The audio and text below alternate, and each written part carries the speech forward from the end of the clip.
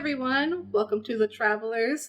We are here with some special guests this, month, since we missed last month, with the Talking Skritt crew, Malteus and Age. And we would have others, but it was short notice for asking them to join us.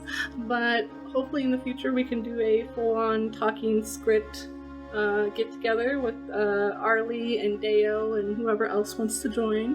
But for now, we just have these two, which thank you for coming. And also we have my co-host Serene Tempest, and she is here as well. And today's episode will be very spoilerly, so spoil, whatever, you know. It's going to be very much spoilers. We're going to be talking about deep research and what lies beneath, so if you haven't played any of it and you don't want it ruined for yourself, it's okay to not watch or listen until you do. Other than that, it's going to be kind of short, hopefully less than 2 hours, but we'll see what happens. Alright, so I'm going to introduce here Age and Malthanis. Would you like to say your guys' thing? Like, do you stream? What do you stream on? Stuff like that, and where to find you at, and stuff like that. So after you, sir. So hi, I'm Age. I'm pretty much known as a thief player in Guild Wars 2 among the community. I haven't been streaming in a while. I'm just taking a break from content creation, but I'm still caught up on Guild Wars 2 on the side. So happy to be here. And I usually stream on Twitch when I make content. There you go. I haven't done this in a while. I feel you. I was like, I almost said, yeah, it's been a month, and I'm like, wait, we missed a month. Yeah. Okay, so that's you. So, and then Malthanis, go ahead. Malthanis, one of the members of the Talking Skritt podcast. We stream over on twitch.tv/MAADRealms. That's 2 A's in the, god damn it. 2 A's in the Mad. I just go right into it every single time now. That flow, though. Yeah. It's not as good as Deo with the intros, like Rap God Deo. It's wild.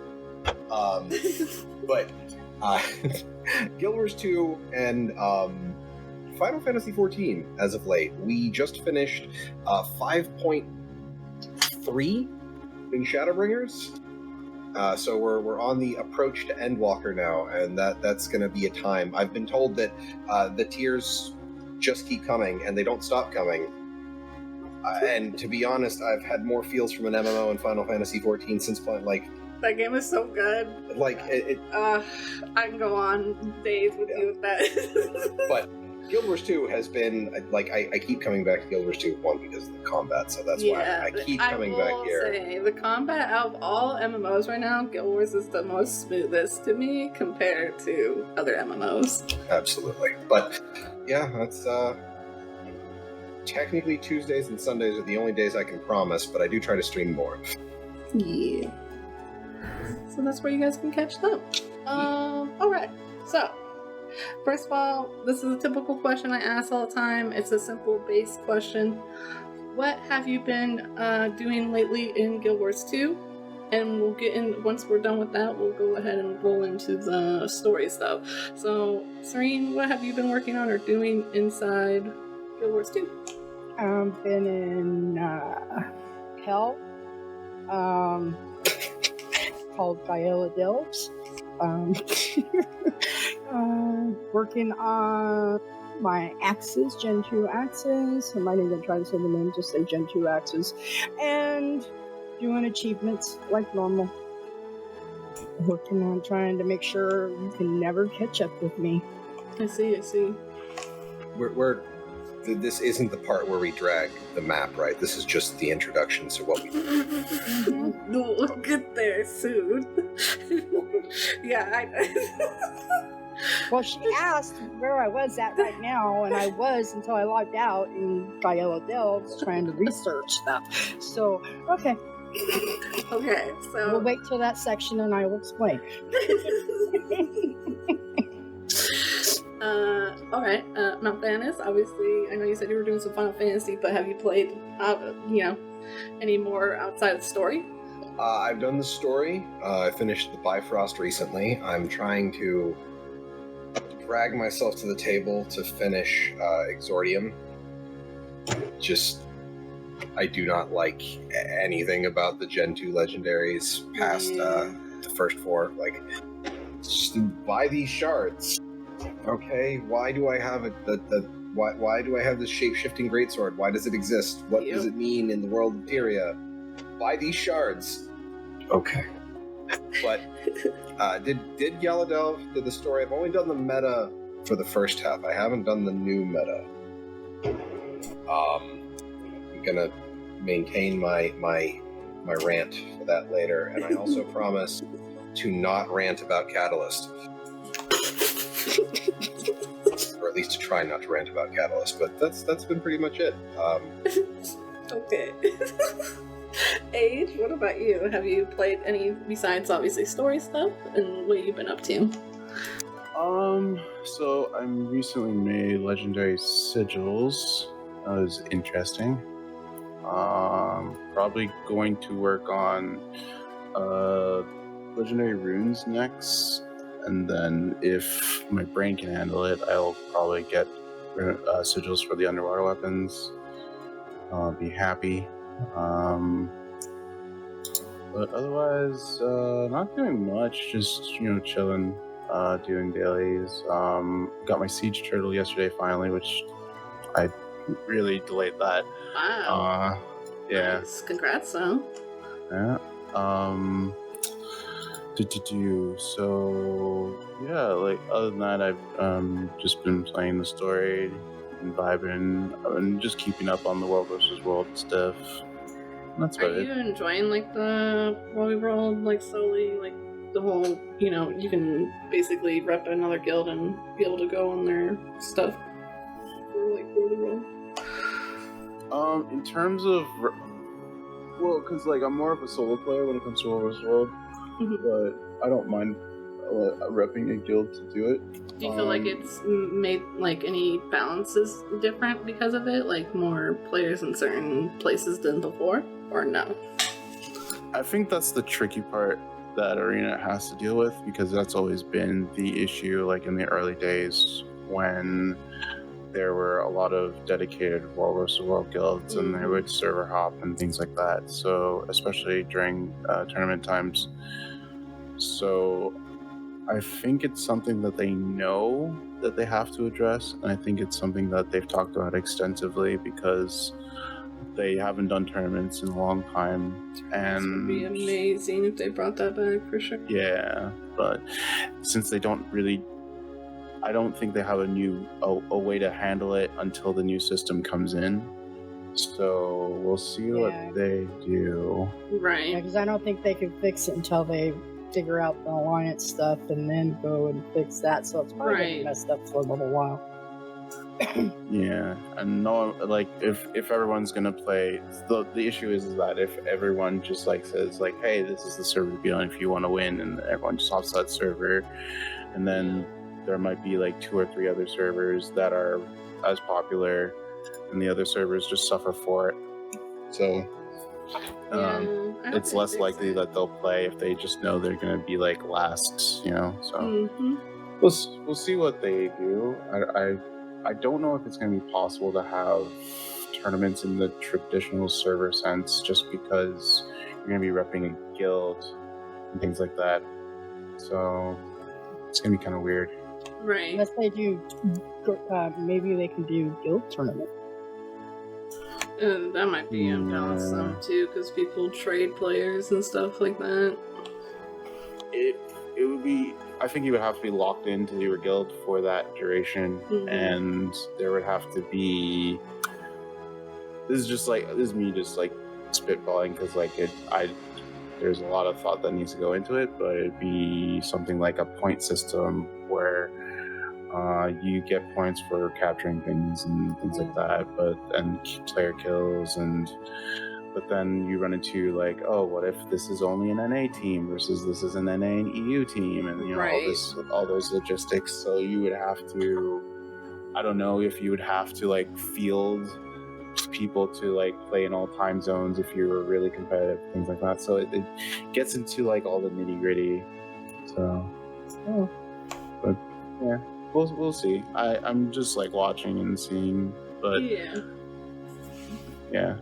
No, I understand. Worldly World is like my favorite like game mode in a sense, and it's kind of like gotten to a point where it's not like it's empty, but it's also just feels like people are just slowly dwindling out because they're kind of tired of waiting for things to be done. So I'm like, let's hopefully get it before it goes completely dead. Yeah, I see it's busy like right when it starts, and it's busy like at the end. You know what I mean? People trying to push their thing, but in the middle part, it's not as busy. It's all of the weekends when they've said it's like, oh yeah, we're doing an Alliance beta weekend. I've hopped in, and I feel like there's always something going on during those times. So I suppose it's something to look forward to when they do finally roll it out full scale. I think though the biggest problem is for someone like you, Age, with like the solo player thing. Is like, what team do they put you on? Yeah. If you never pick a guild to be part of, like to be like your WvW rep, like how do we slot these people in?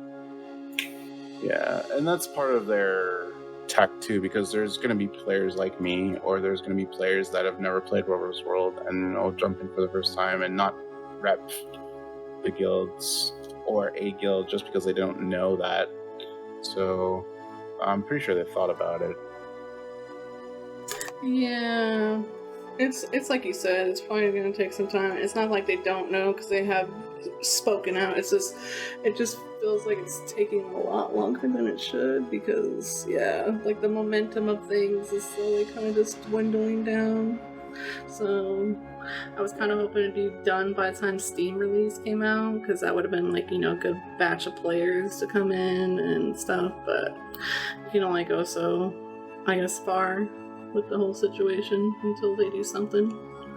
Yeah, I think the problem is that World vs. World really hasn't received a significant update, in my opinion, since like 2016. Oh, I agree. I don't really count the work law, even though it helps people move around and stuff. But there isn't anything that really wants to keep me playing in the long term right now. So It's like I will play in short-term bursts, like if there's a beta and I'm interested, or if there's like a bonus weekend or something like that. Usually that's good because there's more players playing, but overall it's just really hard to do the same thing over and over again. Yeah, they were doing that, and then like they stopped again. Like they should keep like doing like the bonus thing, whatever everyone's want. Like I think so. Rotate through the month, whatever. Like they do on Guild Wars itself. It's like, you know, Paragon Week and whatever, or extra Sweet Tooth Week, or like it something.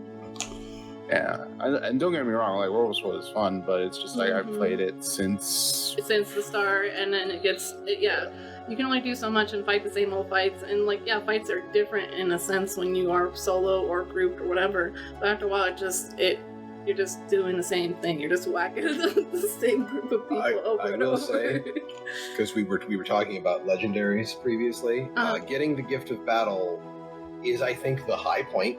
Oh yeah, getting my legendary crafted. So that's good. I do think we need a third Borderlands map. Yeah, to kind of like a whole like a completely third different. We'll have Alpine, we'll have Desert, and then X.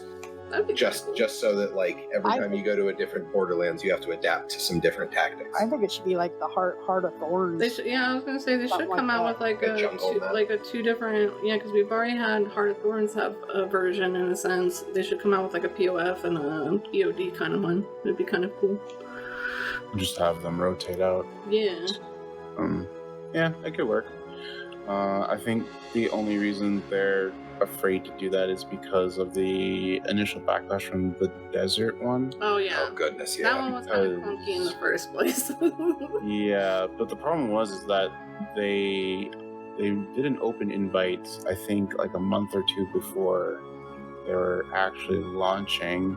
Mhm. And then all the World vs. World players are saying all these things that they would like updated, but you can't do that in time for the launch of the expansion. So it's like, so it took some time to get it better, but it happened to be better. And I think they just want to, I don't know if they want to avoid that issue, or if they found it wasn't worth their time, but yeah, I would agree. A new Borderline would be kind of nice. Right. But Well, the time investment as well is something that they probably have to keep in mind, because I would say around that time they were working on that second game, so it was probably impossible for them at the time to do it. And hopefully they do get something together, because it's like even PvP itself is kind of like it's going down. There's a lot of problems going on in that area itself, so it's like, and I get it. PvP? Really? Yeah, there's apparently like a person streaming recently just like fly hacking around trying to get like the devs attention on a exploit glitch type thing. And he's been doing it for months. Doing for what, and no ban, nothing, and he's going through like the ranks and stuff.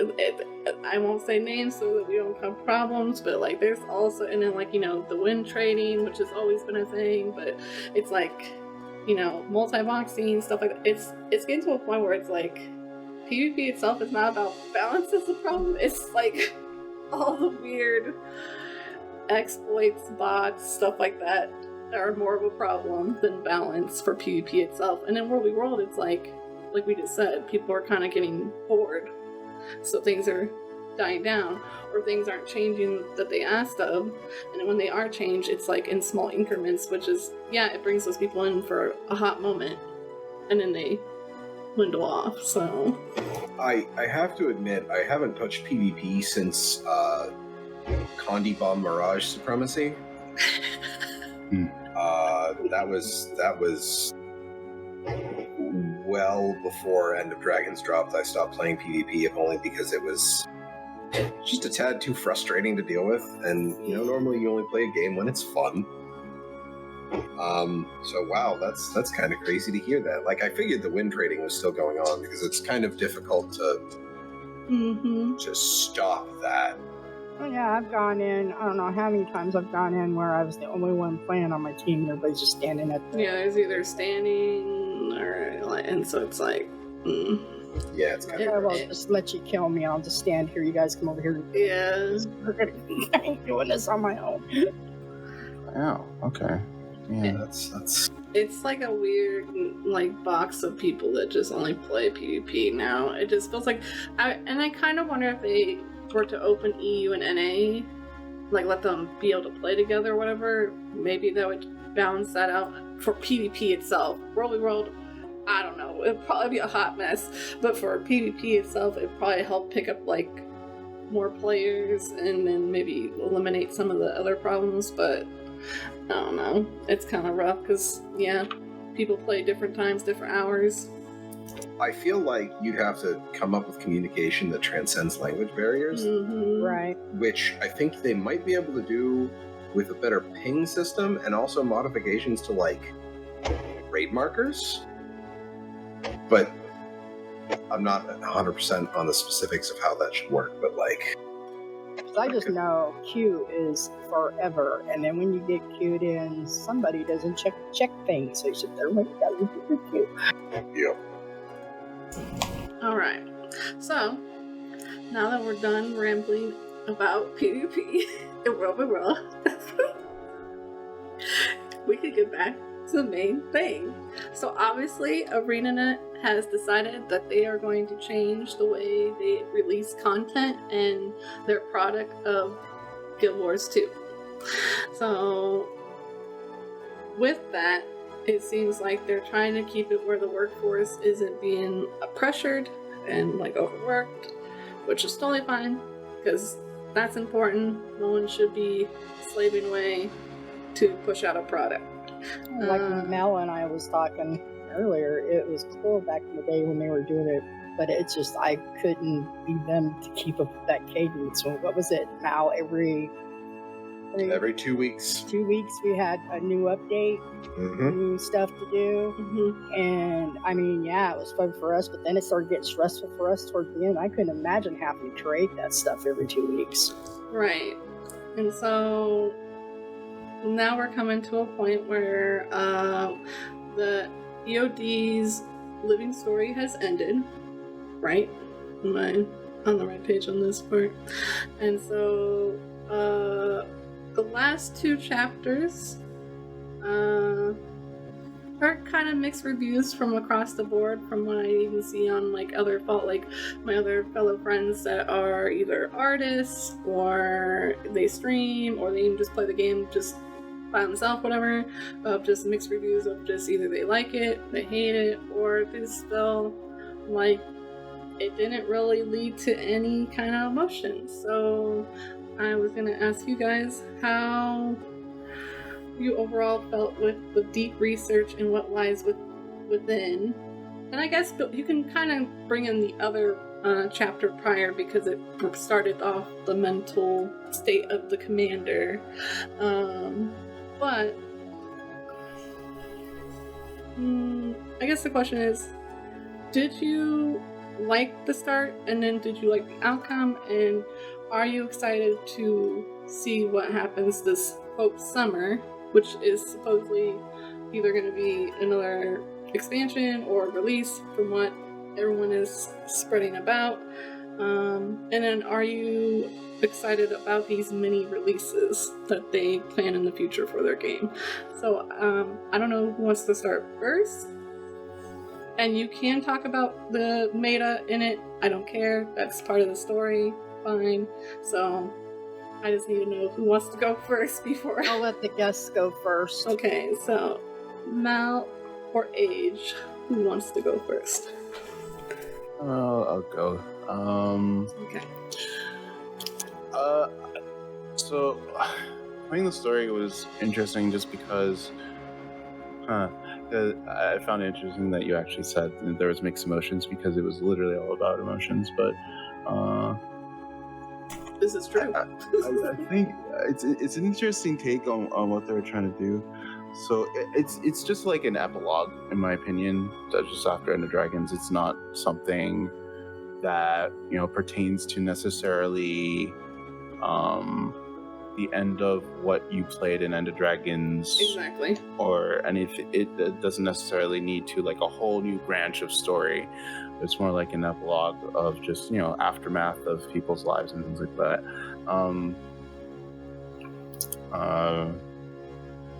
I think it reminded me how much I like Rama, actually, but I think the story overall was kind of okay. It was, I think one of the things that kind of bothered me was that I wasn't sure if I was okay with like the commander all of a suddenly being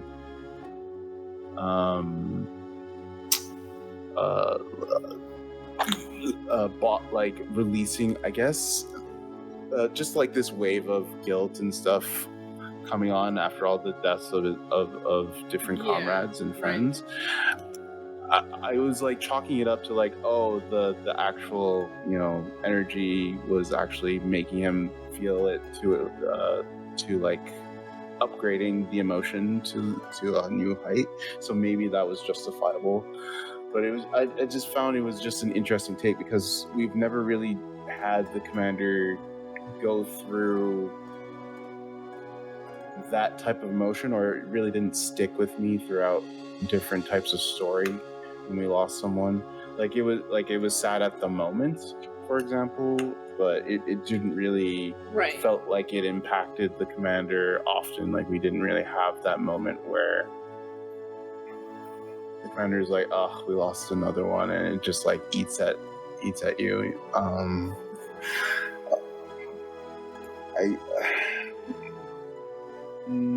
What else? Let's see. I think the different side stories it was telling between like Rama and Boric, and I think those were interesting enough. Bringing Yao into the mix a bit. Chomu, I think was it Cholmu? Sorry, Cholmu, yeah. Cholmu. Thank you. So Cholmu, bringing him into the mix a bit was interesting because I didn't really feel like I didn't get a lot of his character. But I think Arena was trying to go into this route of exploring emotion in different people, because I think like when you look at games that pop off these days in terms of story, you have like actually not even just games, it could be like movies like Avengers, Endgame, Infinity War, you have The Last of Us, like all those types of media make you think, and I think that's what Arena was trying to go for, because there's always that moral gray area. Even in Final Fantasy 14, I've been playing that a bit, and it's like there's always this like moral gray area where they're doing something that could be perceived as wrong, but to them it's right, or they're doing this thing and you know why they're doing it, but is it the right thing? Or I think they were trying to tap into those types of emotions with this story, but I think Arena has the potential to do it. I just didn't feel that type of way, because I think how I felt too. Because like with Cholmu, with his rack of guilt about his of the people who work under him, and he felt like incredibly guilty and things of that nature.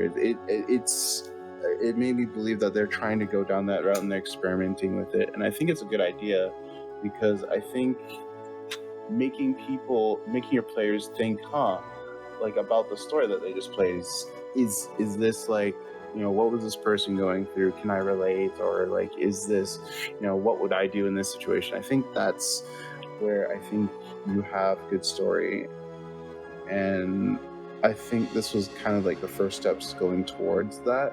I don't know what they have planned in the future in terms of story, but I think it's a good route to go into. But those are my initial thoughts when it comes to the story. The meta or the map itself? Did you? I didn't do the meta.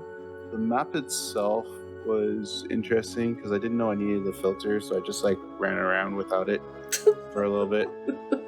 I'm like, I just need to just not get hit, and I'm fine. It's like, maybe I should just get the filter. But then I got it and it was fine. So one thing I absolutely I don't like it, and when Heart of Thorns did, I didn't like it. It's like I don't like being limited in my exploration of the map.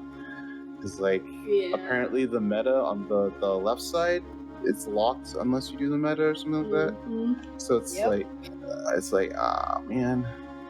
And then on top of that, from what Mom said, you only get so much time to do the adventures before it resets, so you're like kicked back from the start. So. Yeah, and I'm the type of person it takes me quite a few times to get through, and I keep trying to get a better score, you know what I mean? And then it closes. I can't. Yeah, I think that's by design because they want you to like constantly go back for a little bit. But it's like, I want to come here because there's events I want to do, or there's like achievements I want to do that are worth doing, but not necessarily because I just want to get this POI or my OCD is gonna go haywire. But, yeah, so yeah, I mean the map overall is pretty interesting. Different. It felt like different biomes at times, but you had like the jade mining area, and then you go into like more of the caverns, and it just gets a little bit more spookier as you go down. So kind of neat. The demonic stone faces screaming ley lines at you. Yeah, yeah.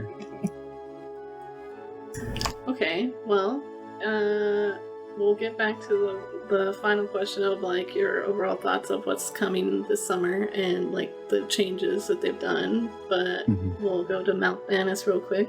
What is your thoughts on the story so far and what you've done and the maiden? The story is good. I like the story so far. Trying to deal with like unresolved trauma and because honestly, one of the things that I don't think a lot of stories deal with is just the crazy shit you have to do as a hero. Like that's a kind of a big deal. Definitely weight bearing for sure. But the story was simultaneously too long and too short to properly tell the story it was trying to tell. Yep. Like, on finishing the story, I felt like it either needed to be more concise or it needed another story drop to really drag out the tension and actually make me care about what was going on with all of these characters. Now, admittedly, I haven't done the meta for What Lies Within. I haven't done the updated Galadelph meta. So I might be missing some context there, but I'm not terribly sure that I'm missing too much. The stories from Goric for the transmissions, like all of his research notes, some of that's like...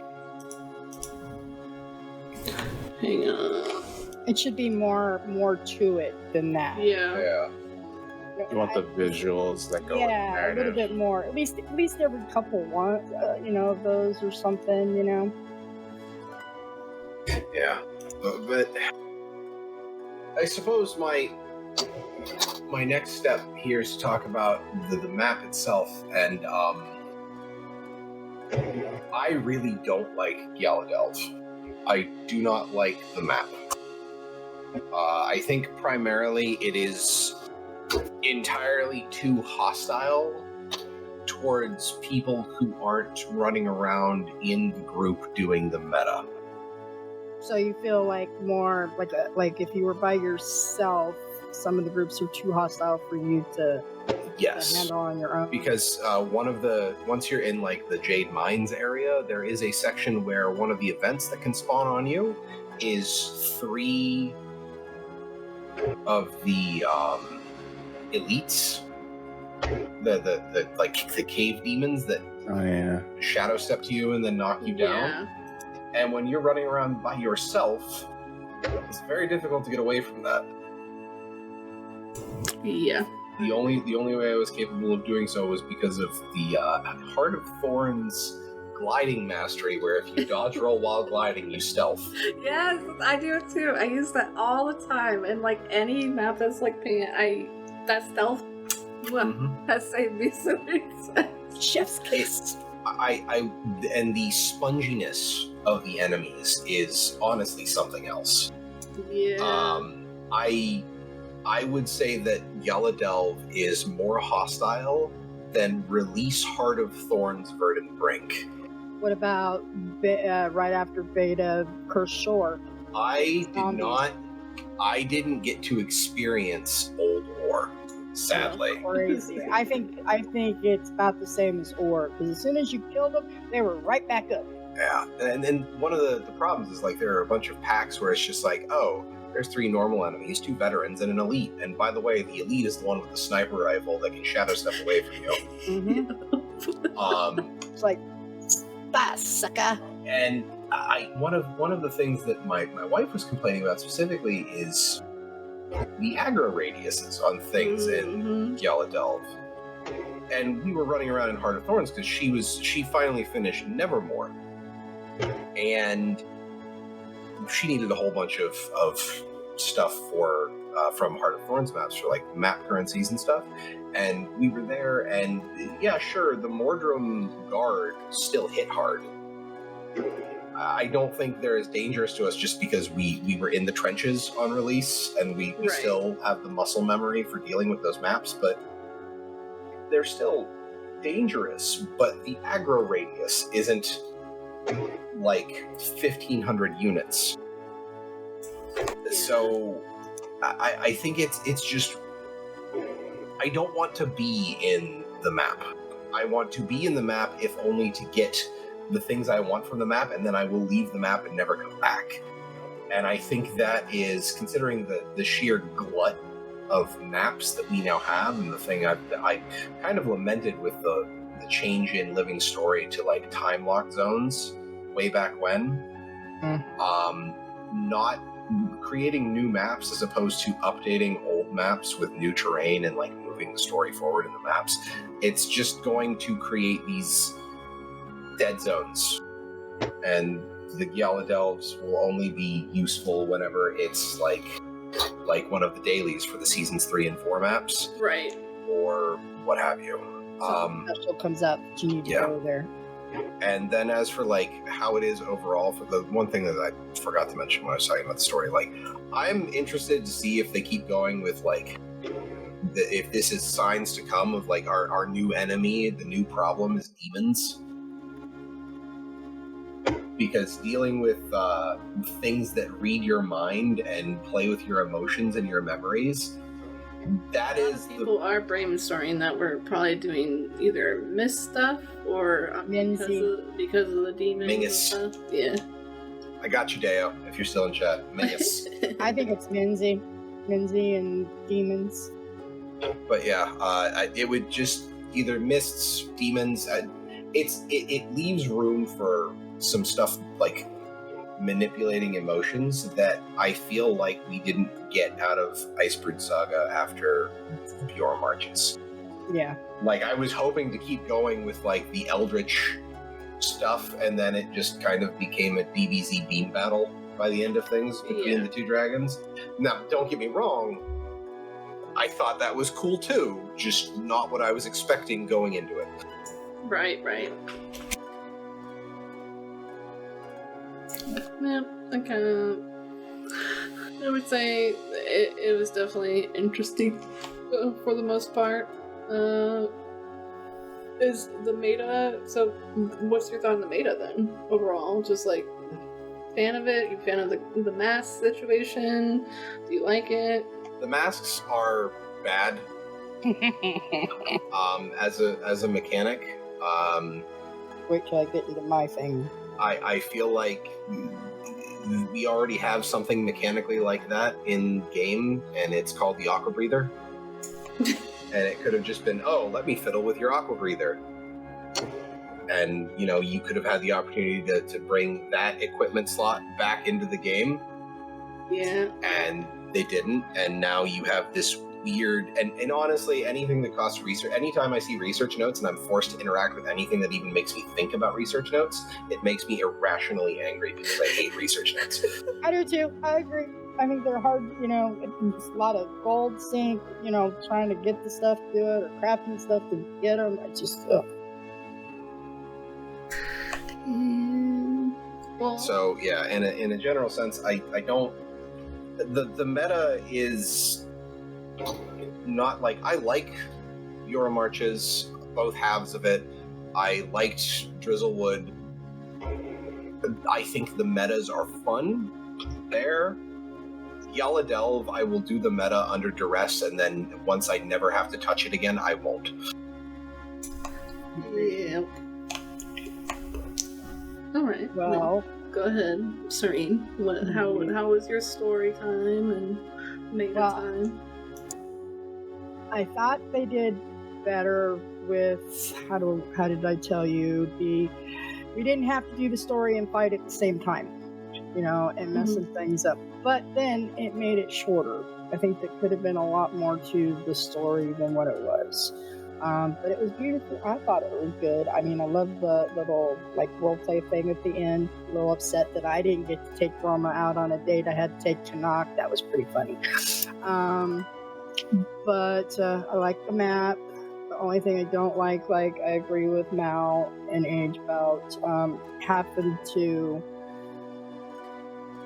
do meta to explore if you want to go by yourself. Like, I'm trying to get the achievements of getting all the spirit children things, the little wisp, you know, trying to find those, and that's kind of hard to do if you're not in the meta and it's not cleaned up. And and stuff. So it's like, oh, come on, I just need to find these things, and I can't find them because I'm having to do the meta to make sure it's clean where I don't run out of filters or whatever it is in the filters, whatever.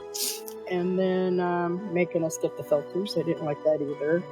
I have been experimenting with the new ones with the research notes, and I've done 5 runs with the new ones with the you're supposed to get a chance of getting Lux and Energize, whatever it is.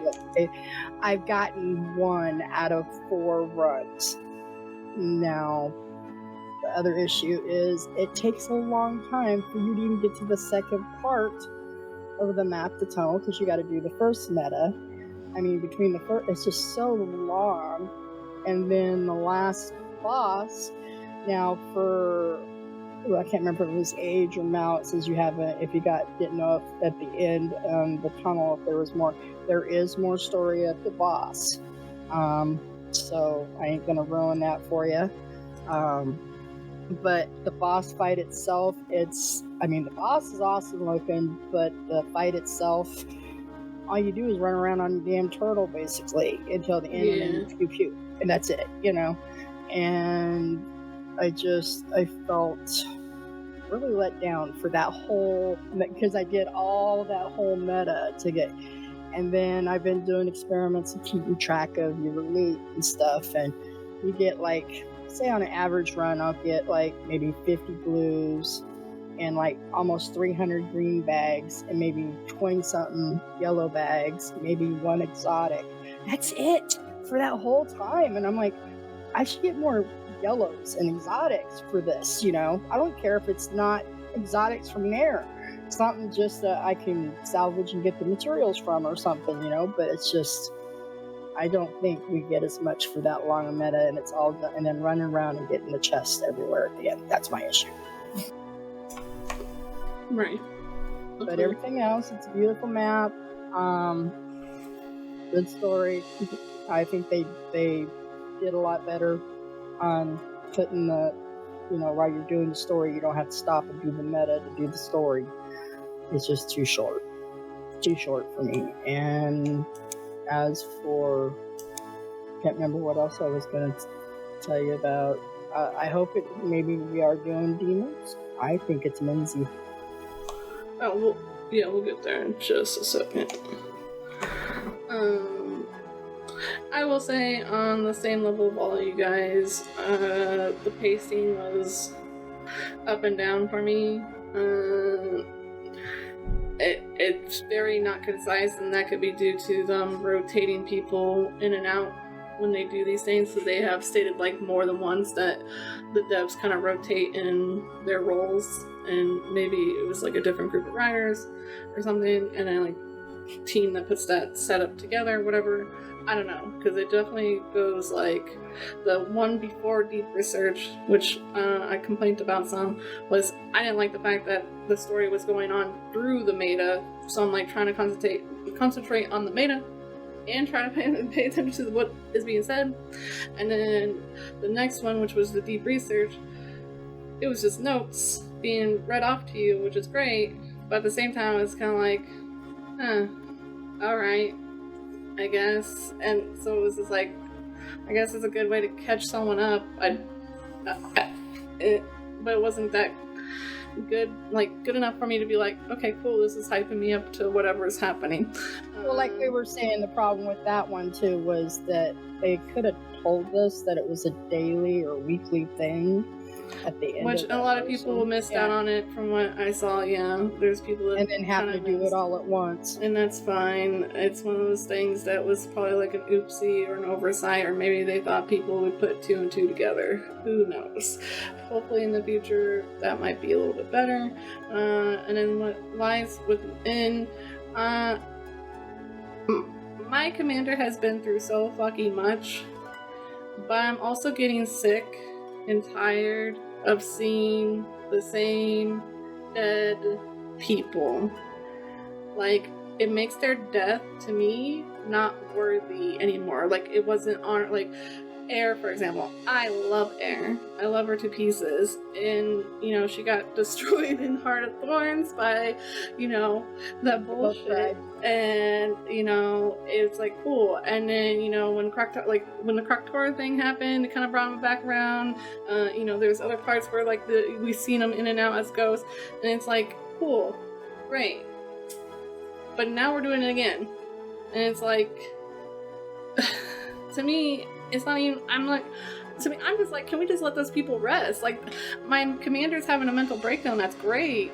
I'm glad that we're seeing some emotion from my commander itself. I'm just more annoyed of, like, let these people rest. Like, can we move, like, can you add something else? Build a different story, or do something else with these characters? It just feels like we're circled with the same batch of characters, and they can't really think or look out beyond the group itself. And it's like, Lish, Air, or complete stories on ones that they haven't made. Mother, Zoja. And then, like, you know, it's like, I told Syllabus this one, like, there's a reason why I kind of, like, I wouldn't mind Timey, and this is off a little bit topic, I wouldn't mind Timey actually dying, and it's not to be mean. I don't have a problem with Timey itself. I have a problem with that they used her like 2 or 3 times as a clutch of like her suit basically breaking down, and she, you know, and that's how it's starting to feel like with these deaths, where it's like, let's just bring back the ghosts of the past and they'll tell you you're doing great. And admittedly, I was happy to see them bring back your order mentor. Yeah. Despite the fact that the ghost was glitched and it was just a blue fog at the time. It was nice to hear from Forgel again, because I actually really liked him as a character. And that's it. And even at the end of Dragons, we kind of like, if you do the meta, you go through the whisk, and, you know, these little orbs are like people in the past being like, you know, blah, blah, blah, you're doing great, kind of, you know, whatever. And that's fine. That didn't bother me, because that's just like a quick little meta for going in and out, whatever. But then it was just like, we get to this story, and we're doing it again. We're seeing all the Christmas past basically ghosts come and greet us and say things like, that's cool, I guess. So to me, it just kind of just made me like, alright, can we move on? Like, I didn't even feel anything with it. Like, I actually enjoyed myself at the Rama date situation. Like, all the main stuff, demons haunted my mind, and, you know, mentally, whatever, cool. And then, you know, maybe like you, Age, and Mal said about, like, you know, the crew, like Rama, and seeing like all that stuff. That part, yeah, that's fine. It was just the main part, like, it just feels like one of those safety pocket cards that we're gonna use because we can't think of anything else. That's how it felt like. It just felt like, let's just do this. And then you're just like, cool. Great. It doesn't make me hype for what's coming up in the future. Yeah. It doesn't make me hype to know, like, it actually makes me kind of dredge, like, is there something more going on with the like, did you guys think ahead? How long was this written? Like, was this planned ahead? Was this written instantly on the spot? Like, I don't know. It just feels off. I was hoping a little bit more, because the mental part, like, that is a serious topic. And maybe they just were scared to trail on the line. Maybe they need to make sure what kind of mental stuff we're going through. Is it PTSD? Is it just depression? Is it, like, there's so many different forms, so that could be a problem. But it just felt like, yeah, your commander's having some issues. Some positivity, and we're all better. Like, it's, I think part of the problem is trying to figure out who to show. Exactly. Right. Well, I liked it gave you a choice. Now, for the ending, yeah, the ending part for, like, the date, great. But for the choices that they gave you too, that's what I'm saying. It just, why? Like, I don't know. Yeah, I don't know. It just, I don't. I mean, I would have loved it. That's the only part I'm just like in the fog with. I'm just like, yeah, and like someone said, all of the mentors in the battle for the Claw Island were amazing. Forgel did the soldier's sacrifice, and the others who hated the thought but knew they had to stay Oh, go ahead. Sorry, I'm bringing back Claw Island memories. No, but they knew that they had to stay for the greater good. And then who is Cinder and why would I care? Why is she in my trauma? Like, yeah, exactly. It's like certain things. It's like there's certain characters that don't make sense with your character. Like, Yeah, I have to ask, who was Cinder again? Yeah, I forgot Cinder. She was the Steel Warband person who went with Rylan, Oh, right, Rylan's girlfriend. but then got Gibbs shanked by Smolder. And and that was the reason why I was glad that Smolder got gunned down like a bitch in the next story chapter. Right. My trauma for my character was Tybalt and some others, not the ones that I had. Yeah, but that's the point. It's like, why are we picking, like, it's just weird choices is what I'm getting at. It's like weird people they're pairing us with, and then if not, it's dragged out people that we've already seen multiple frickin' times. So, I don't know what they were fully trying to go with that, besides just like, hey, you're the commander, you do a lot, just know that we got your back, and, you know, everything, like, don't hold all this in, make sure you talk to your friends, and, you know, I get that memo. It just fell flat, I guess. I think the one with Cinder is just because they were trying to portray that the commander kind of set up that meeting, so it was like it was their fault that Cinder died. Yeah. I think that's what I get where you're going, because it at that point it didn't really feel like there was that connect anywhere at all when that happened versus till now. Like, we did have, like, you know, back it up or whatever, like I said, for Timey, for example, it's like, when Timey got hurt the first time, yeah, it was kind of fucked up, because it was like, damn, she's got this disability, and this thing is the only thing that helps her kind of get around a little bit while she's having her issues, and also protect her in a sense as well. And then it's like, it's second time around, we see it happen again during, like, was it Heart of Thorns or POF? POF, because it was when, like, Joko came through. You know, her machine gets basically destroyed, she's helpless and everything again, and it was just like, alright, you know, she's crying, she's scared and worried, and it's like, cool. But when they dropped in the, at the end, where, like, she's like, hey, my progress is not getting better, like, it gave a little more details, it was like, okay, now I feel for her again, because she, like, they gave a little bit better, expressions, or written out better, like, what's going on with her, not like, she's simple and helpless, and also, you know, like, it was better. This time around now it's just like, we're bringing up the dead card, over and like, I'm just waiting for them to kill her and have her consciousness transfer to Scruffy, because Chekhov's gun has already been loaded. Like,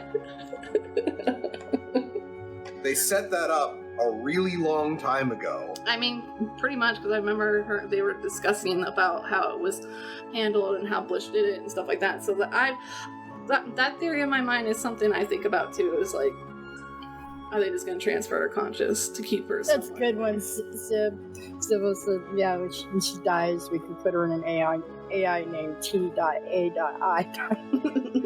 It's true. So yeah, no, and then meta-wise, because I won't drag on the story too much, because I'm pretty much like, I love the game itself. The game, like I said, the game itself, Guild Wars 2, is amazing. Its combat's great. I'm playing it, awesome. The story, as of late, past EOD, that is, past EOD, like, whatever currently going on, where's the skip button? Like, it's not getting me, it's not making me feel anything. It's actually kind of just like, I don't even want to repeat the story again. Like, if there's anything to be like, go through all the living story, you know, like, I probably wouldn't. It's the same thing with the meta. All the things you guys kind of brushed on, it's exactly how I feel. And like, Miles, if I only go there unless I have to. Other than that, I'm not touching that map. One thing that I think you both reminded me of while you were talking about your thoughts on the map, I would like to posit that this run around and kill bounty targets thing after the meta is over Oh my god. needs to be loaded into a rocket and shot into the sun. Yes, I hate it. Because I also feel bad for people like my mom, for example, who have slower computers or slower internet, and like if you're needing for certain achievements or whatever, like they can't get to it because everyone's either destroyed it, like they, you know, there's people that are just like 10 times faster, whatever, they get there, and then if not, it's just like a pain. You have to run all the way across to one side and then turn around, go back to the other side, and go. I'm good. Just give me my chest towards the end, or put all the bounties right there. Spot them on the boss's platform or something. Like, just leave in one spot. I don't like chasing them down. Like, it's... Yeah, I hated it from Drizzlewood. I hated seeing it in Gallaudet, especially since they made a map that is now harder to get around in. Mm-hmm. I mean, at least Drizzlewood, it felt kind of okay, because you could do the airdrop point. Especially when you have the mass system in this new one, where it's like, you have to constantly go get refiltered, your mask. Yeah, that was my, I have to go get a filter. Oh shoot, I missed the boss. So, yeah, I'm kind of saying, the map is pretty. I'm not, like, beautiful map, cool design. It's cool to go deeper and deeper and see, like we just said, the ley lines and stuff like that.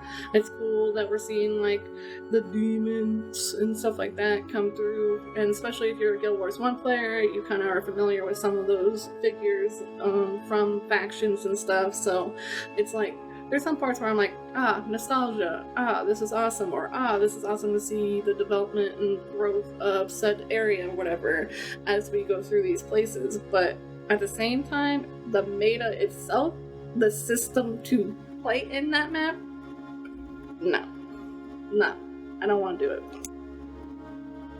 Yeah, get the one with the research notes. It's the second one from the bottom. There's a survival filter in the map. That one will last. Of the filter. It'll last if you keep doing events. Each event you complete, it adds more charges to it, so you don't have to keep running. So I kind of like the research one. I just hate having to use the fact that we just talked earlier. Research, like, that's like the basic one, Deo. The basic one costs like a couple copper. No, it's 0. The basic. Oh, it's 0. And then Basically, before you head down in, for those who don't know, basically before you head down into the mines, you rack up kind of like stacking damage, unless you have a filter before you go, and then you have a limited amount of filters charges before they run out, and you have to recharge them somehow. Now that second one, the one with the research notes, it adds on anywhere from 3 to 4 per event you do. So I was staying, right before I got on here, I was staying, I bought the second one from the bottom and with 20 research notes, and I was staying at 39, units, so it stayed all the way through, so that's not too bad. But I just, like I said, I hate using my research notes for that. And then I guess the last part of this story stuff is I picked Canuck for my date. The date was hilarious and great. Like, that part of the ending of the story, like, that's where I was like, okay, this is good. This is making me feel a little great, because I was at the point of like, is this story over with? That's how like I was about the situation. But just like having Rama actually finally, ask his girl out in a sense, all that stuff was fun. Who did you pick as your date partners? I picked Canuck. Yow. Ayumi, actually. Oh. So how did Jordan? Because I've never heard everybody. Did they have different dialogue? Do we know? I guess they probably did, right? They absolutely do have different dialogue, because I went in with Arlie, and Arlie took Ayumi. And Ayumi was honestly rather hilarious. Yeah. I figured Canuck would be hilarious and just utterly sarcastic. Yeah, he was definitely sarcastic. I felt like they would be kind of... I think we learned a bit more about Yao, if anything, but I didn't see much going on besides that. Ayumi was interesting to me just because it's like I actually have no idea what would happen. So Yeah, I was curious on how it was gonna go. I mean, I'm guessing like the people that you picked to for like your 3, reminiscence of is also probably different as well, which is nice to give you some replayability as well. I will say, like, and it sucks because I usually love most of the stories that come out. Like, this is the first time in my history of playing the game where it's like I just felt kind of like it's here, I guess. Cool. Now, I just hope they do better. Are we getting into what we think is? Yeah. So I was gonna roll into the next part. Is obviously they did state in that letter, and I know you guys have talked about it too and seen it, where they're changing the way they're releasing things and products and stuff like that. And my question is, what do you think that the summer hint of the evil laughter in that trailer is going to be about, or where we're going to go? And do you have hopes that the way they are doing these releases now will hopefully better the game's, ecosystem, environment, like keep players around? Or are you fearful that it's kind of just fading, not dying in a sense, but just kind of at its prime time? You know how MMOs get in their little age. Can I go first, guys, real quick? Because you want to forget what I'm saying. Go right ahead. I think it's Minzy the Mad. Is it the evil laughter and demons? But as for the how they're going to do, what is it going to do? Wait, who did you say? Minzy? Yeah, Minzy the Mad. Balthazar's little underling or brother or whatever. Oh, okay. And he deals with demons. So, but my thing is with how short and how these last couple updates were. What do they call them? Episodes. I don't know what they're going to call them in the new stuff. But if those are every couple months and then every year is an expansion, right? Is that how that's going to work? For the most part, I think they were calling it like just mini expansions or whatever. I have the letter here. Because if it's like this on every 3 months, we're getting this. It's not going to be enough. And then the yearly one, what's that going to be like? I really think they should have us go back to the old maps, like Kit and I were discussing. Basically, yeah, mini. What was that thing we were doing? Expansions. Yeah, go back and repopulate some of the other zones, because kind of those older zones, they're dead, and it's like we need to start going back to the older stuff.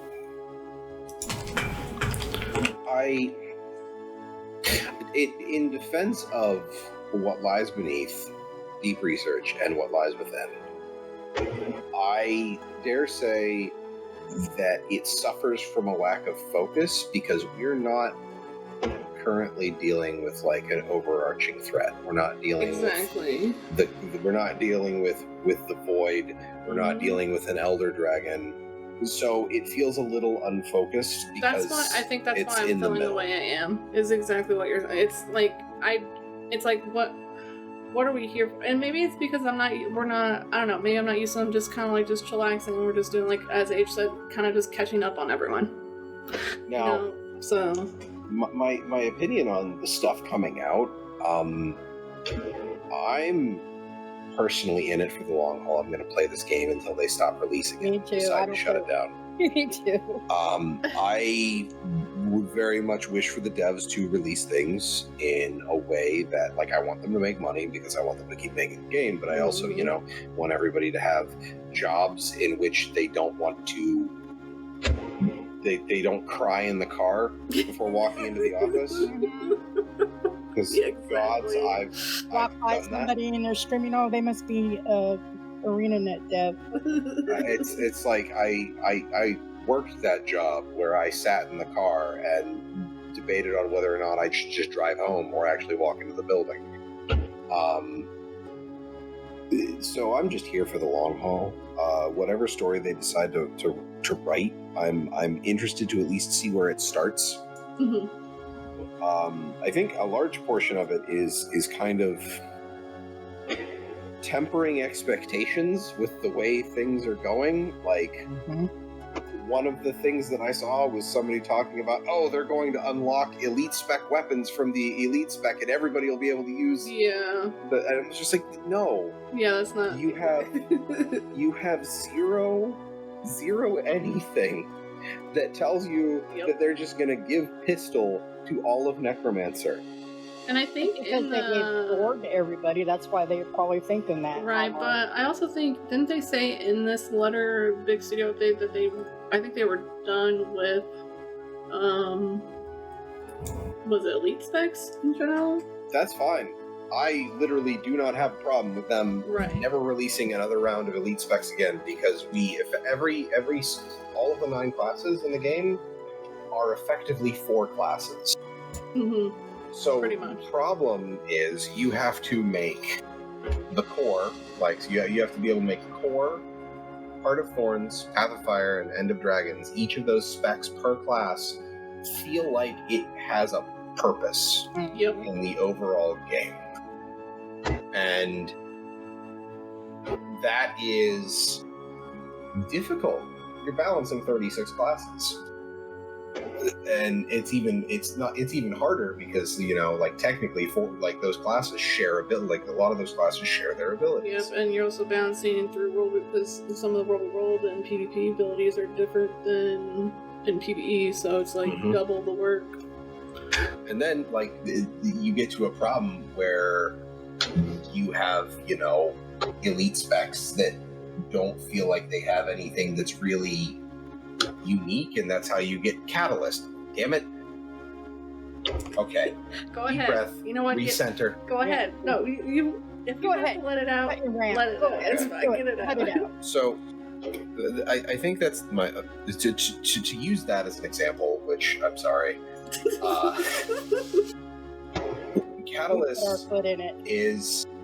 Catalyst is just Weaver again. Augments are stances. They are instant cast self-buff abilities. Those are stances. Sure, you've got, a thing where if I'm standing in my orb, does it still have to be the right element, or is it just in any orb field? I don't remember anymore, but I'm not sure, I don't play it, so. I don't... The hammer is weird, being mixed ranges. The 3 skill on the hammer itself could have been the class mechanic. The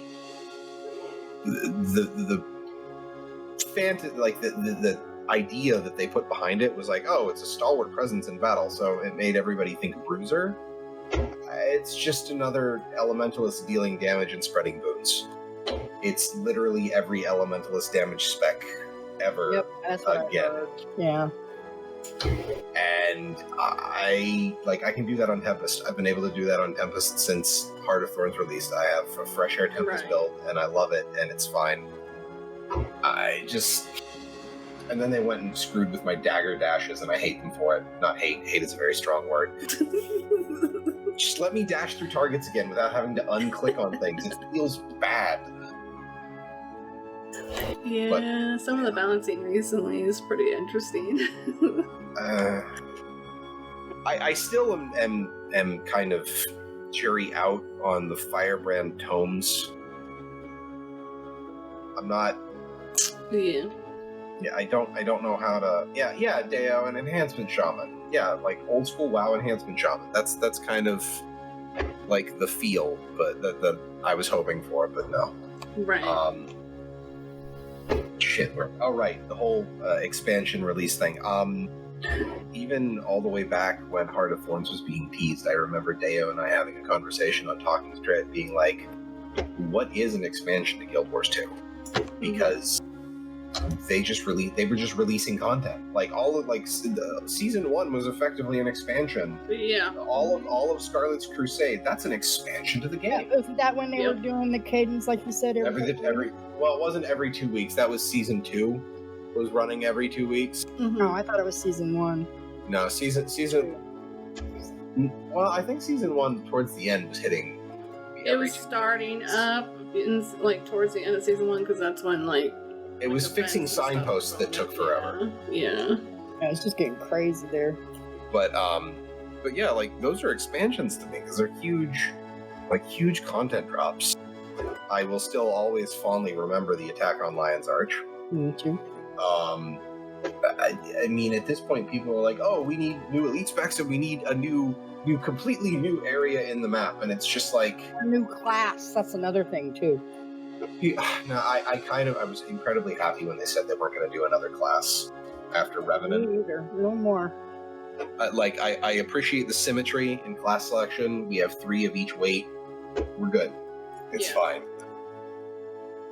Maybe dirt. Well, I guess Age. What's your overall thought process too? What's to come or change and stuff? And oh wait, hang on. Before we go to you, Age. So who do you think was laughing in that video? Like, do you think you know who it is or what villain might be coming up? Or no? Now. Uh-oh. You still with us, Age? Oh, they're asking you. I'm asking. Oh, me? Yeah, I was asking who you thought. Sorry, I was actually about to type that in chat because I realized, I don't know. I heard the laugh and I'm like, oh, a shadowy villain, and I'm just sitting here like it's demons. Oh, okay. Probably. Okay. Yeah. It's as much as I love the fact that there is a lot of deep lore going on in Guild Wars 2, I, generally speaking, don't go lore diving because I kind of just want to be kind of in the moment with the game. Kind of in a similar vein of like dealing with Final Fantasy XIV. Mm-hmm. I see some similarities and stuff because I have played other Final Fantasy games. Like we went through the I won't say what the raids are because I don't know if Age has gotten. You're not even in Shadowbringers yet, I don't think. No. Yeah. So there's one, and there's an area that looks like the area with the storms in Final Fantasy X. Mm-hmm. And I just remember having a visceral reaction to the camera fly through before that raid fight. Oh. I think I know what you're talking about. Well, in Final Fantasy X, there's an area that just you get struck by lightning a lot. Mm-hmm. And you have to dodge the lightning 100 times in a row to get an achievement. And it's not easy. Gotcha. And it's just the terrain that's the backdrop for this raid fight looks like that. And I just it's nice to see all those little all of my knowledge of the Final Fantasy games that I've played has no bearing on the game that I'm playing right now. Right. But that's not something that I'm looking for. It's like cute little Easter eggs in this sense. Yeah. But the laugh is just I have no idea. I don't know. Joko's left hand and his skull crawls out of Aureen's mouth while she's sleeping one night, and he's like, Joko the hand spider. I don't know. That's what we're fighting. Okay. All right, so Age, now you can go. I was just curious because you didn't get to answer that, so sorry. Now you can do your thing, Age.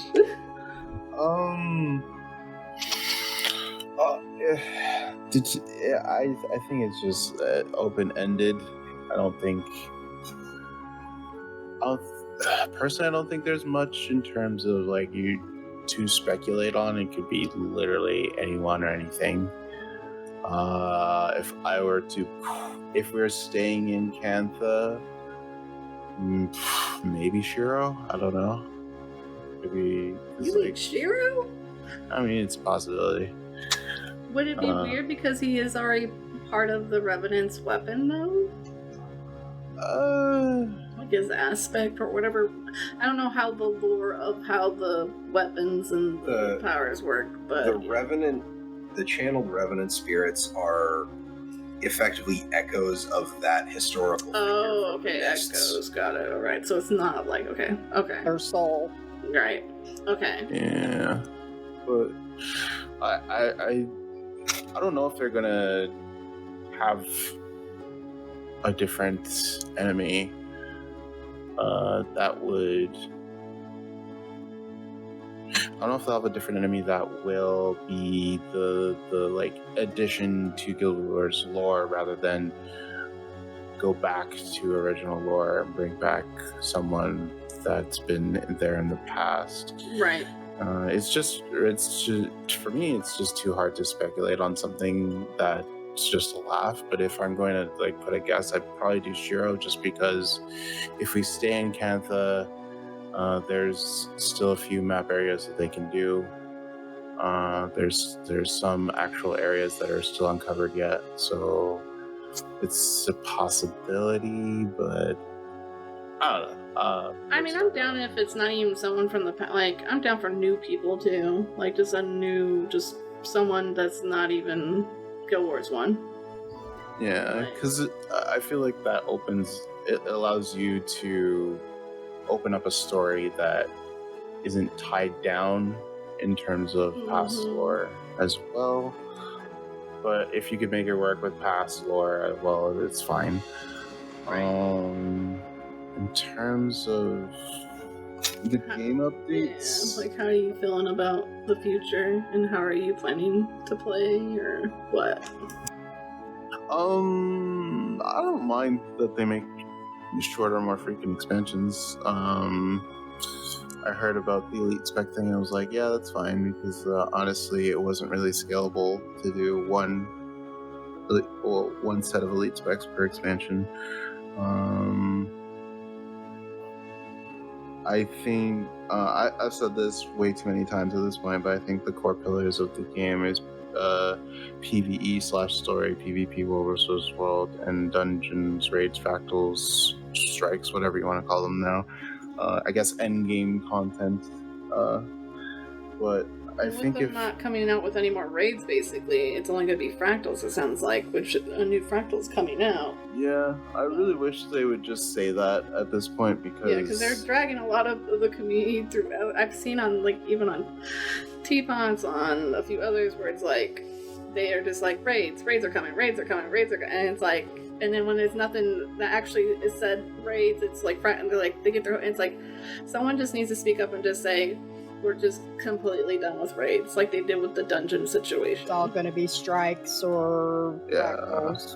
Because, like, when dungeons were essentially changed so that they could do fractals, it's fine, because essentially you don't go through... It's basically the similar content, but with fractals you can tell a whole bunch of different stories rather than being tied down to a zone. I think strikes are pretty much 10-man dungeons anyway. But that's my opinion. For raids, I think raids are a way to really challenge players. I feel like strikes are okay. I think strikes are a good way to get people into that type of content. I think raids are really what tests a person's skill level. But not necessarily to the point of like, oh, you have to do this way, otherwise, you're bad. It sounds like a lot of players who just want more of a challenge. There's harder top players that like hardcore like challenges to themselves, and that's fine. So it's like, I guess I'm curious as overall, like, what's the plan? Like, are they going to do some more like what is it called? The little nodes to make it harder.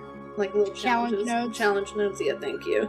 Like, are they going to add more of those into the game then for these situations? Because strikes as well, like, they're hard at the beginning just to know it at first for most people, but then it's like, once you get the key base down, it's like, okay. Yeah, I get that.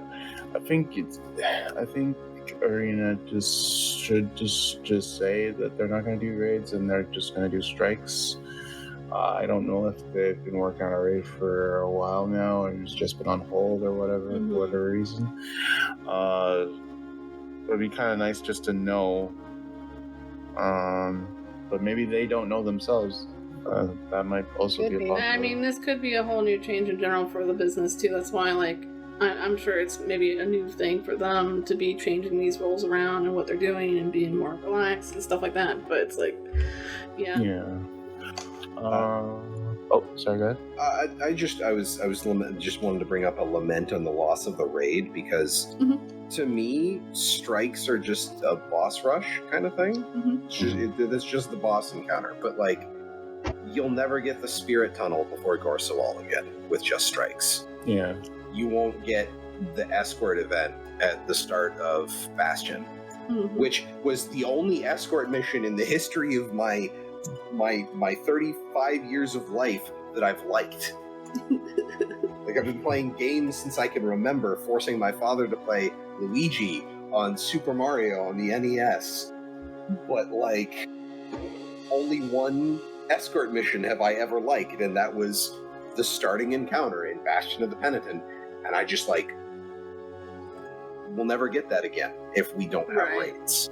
You'll never get that kind of set piece in a strike mission. I mean, technically we got it in Visions of the Past. Yeah. For Ryland's Warband, but I don't know if anybody actually still does that because of how long it is, because it's all about, like, time. Yeah. Even when people do the Oreen collection, I know me and Mom were in there by ourselves for a good chunk of it, because, like, not a lot of people do it, so. Yeah. So it really comes down to, I think, just the pillars of the game is just what it really comes down to, and just focusing on it. So we see that they're focusing on World vs. World. Apparently PvP has been taking a backseat a bit. A PvE story will always be at the forefront because that's what most of Guild Wars 2 players play the game for PvE content. And the endgame content is kind of just like a question mark at times that I feel like they can easily address. But it just really comes down to what you want to do with endgame content. And just, I don't know, take 2 months to figure it out and plan it, and then just say, hey, this is what we're going to do, or this is what we're going to try, and that's it.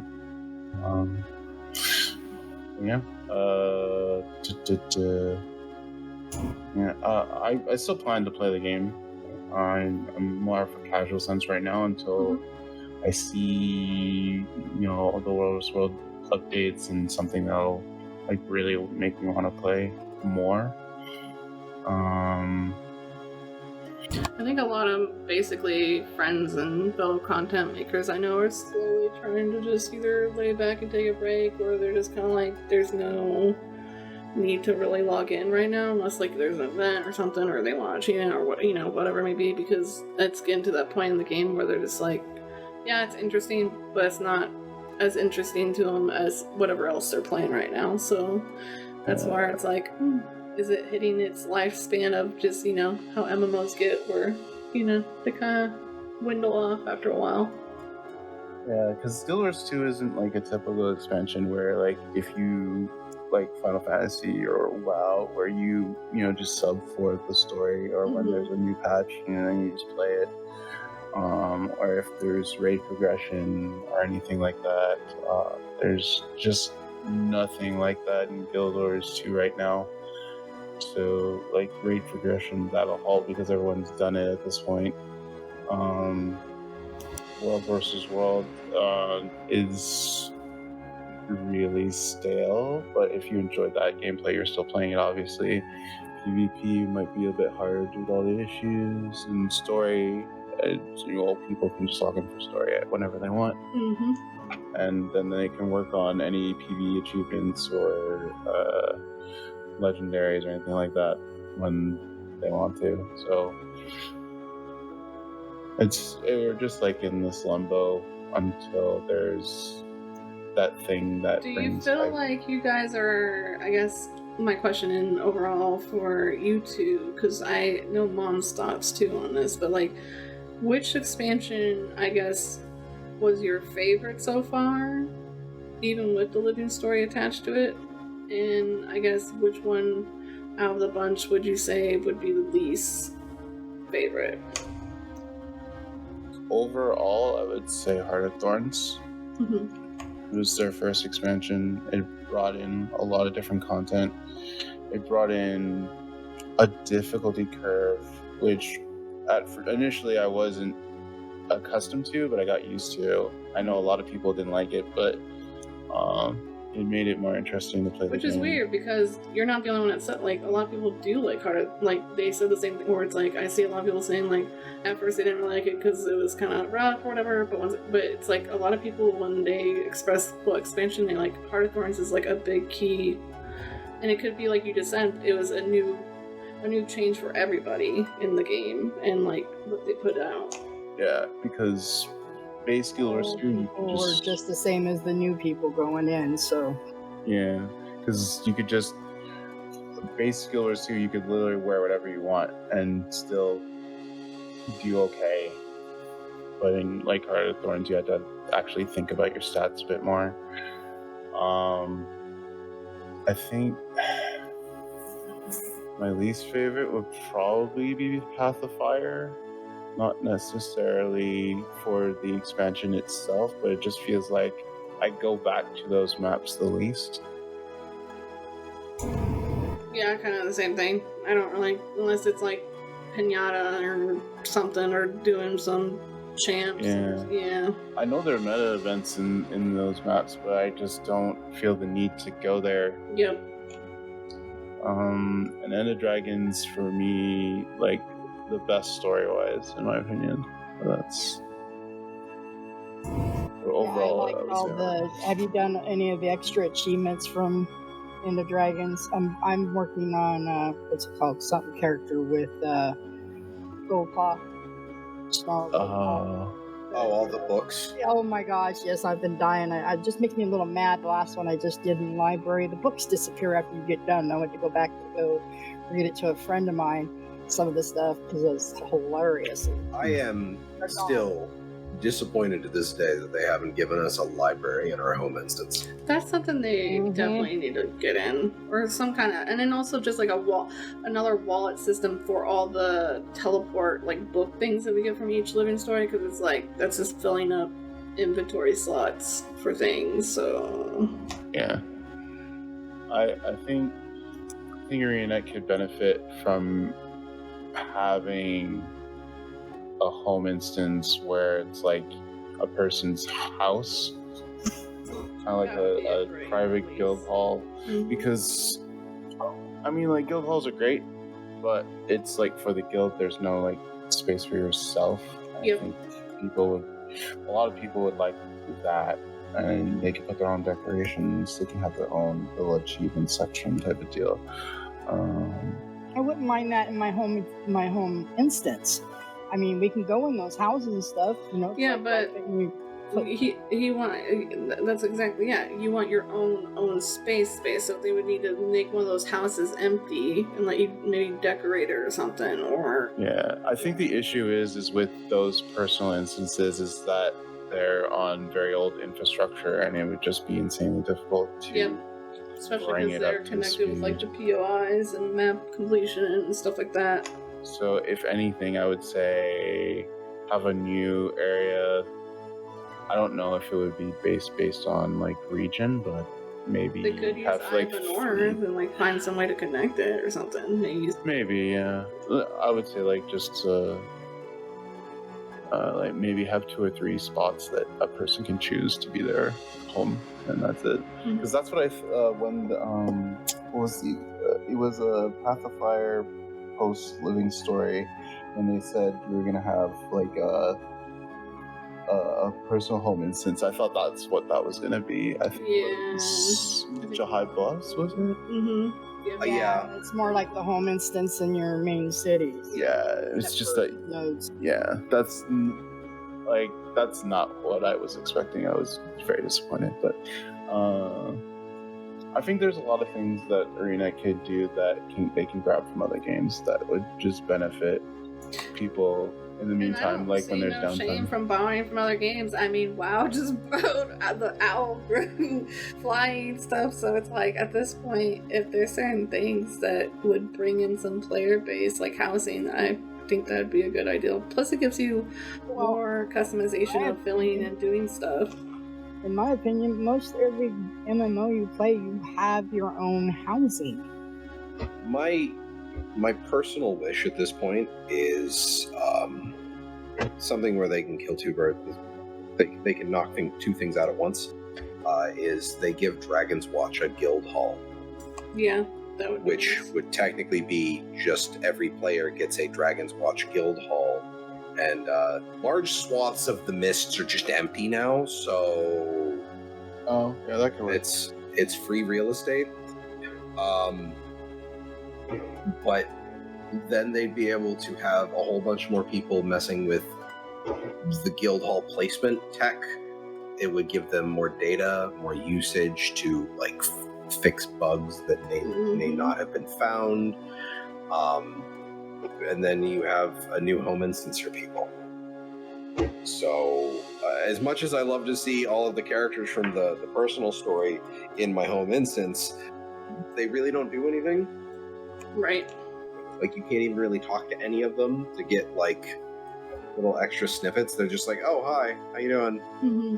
That's about it. So, Mal, what was your favorite expansion, and least favorite? My favorite was still, basically, it follows Ages, and for basically the same reasons. I don't know how much I loved Heart of Thorns, if only because I had the time to play. Mm-hmm. I think part of the problem with Path of Fire is the story I liked, but the zones did not grab me. Right. Part of the issue I think there was that there was no meta maps in Path of Fire until very late on in the Living Story updates. So I didn't really have too much of a reason to go back unless I wanted to go for achievements. And I just, I went back and did metas in Heart of Thorns.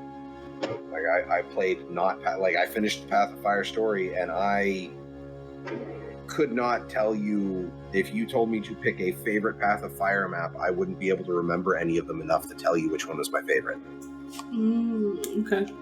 Which I feel bad for, because I think that my recollection in general is that the maps were beautiful and well designed, just because mounts existed, they had to stretch them out. Oh my god, yes. And make it just made things feel very empty. Yep.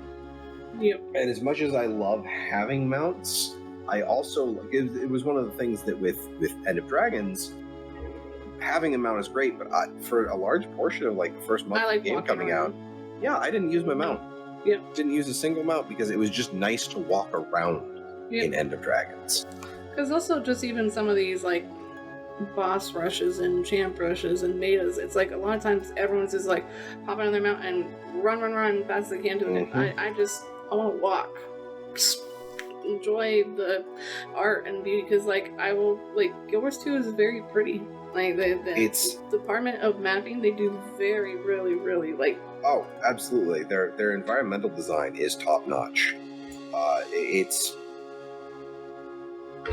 I suppose that is also, it's one of the things I talk a lot about on Talking Skritt, is that part of the problem lies with us, the community, as well as with the developers. We have there are certain portions of the community that define their fun by the productivity of their account. Yeah. And the bounty rushes at the end of maps feels like that is pandering almost explicitly to those people. Yep. And it makes me feel bad because I can't enjoy the map. I have to rush. I have to go. I have to get to the event. I have to get a tag in. I have to. And it makes me just not want to play. It made me kind of upset a couple of weeks ago when me and Mom had to go back to do the meta for what is that map called? The first Hearthorn map. burden break. Yeah, yes. So on the collection for the astrologic whatever, you have to get burnt by that dragon at the end of that meta. Like you Okay. get, like in his own. And obviously mom's computer is kind of slow potato. And so she didn't know like where she was, like which chopper, which to take and stuff. And it's like you already sat there for 2 hours doing that meta and rushing through that stuff because people were like on the go. And by the time we got up there to the dock, it was dead because everyone either dragonflied up there, owl up there, like whatever they had to do, they got up there, it was gone. Yeah. And it was like, I felt bad because it's like I had to tell my mom, like, you're gonna have to now think basically 10 like steps ahead. You're gonna have to either sit at the chopper before the meta's even over, and you know, we're on the deck of the boss deck, and it's like I shouldn't have to be like go go go go go go, like that's literally what it felt like, and it felt bad because I have to tell my mom like come on, like Yeah, because you're if gonna I miss use this. the portal stone, it takes forever to load up. It took me Yeah. like the portal to her. Just so it's like just better to do. It just sucks for when like that mindset, like I like that's one of those things where it's like I don't mind going fast when it needs to be fast on points, but other times it's just like I got in this game to kind of relax, and now I'm being like go go go go go go go. And it's like I just feel tense. You gotta get on that Sigma grind set. Oh God, that made me feel a little sick to my stomach to say that. I apologize to everyone who heard it. Yeah. But that actually, I mentioned before helping my wife with Nevermore, we were in Tangled Depths, and it was a relatively dead map, so I threw on my mentor tag, and I was pushing events to prep all the lanes before the meta, before the Chalk Garrett meta kicked over. Right. And like 5 minutes before Garrett, somebody pops in and is just like, hey, the hero point train is here. And I'm like going through and talking to people like, hey, yeah, pick a lane.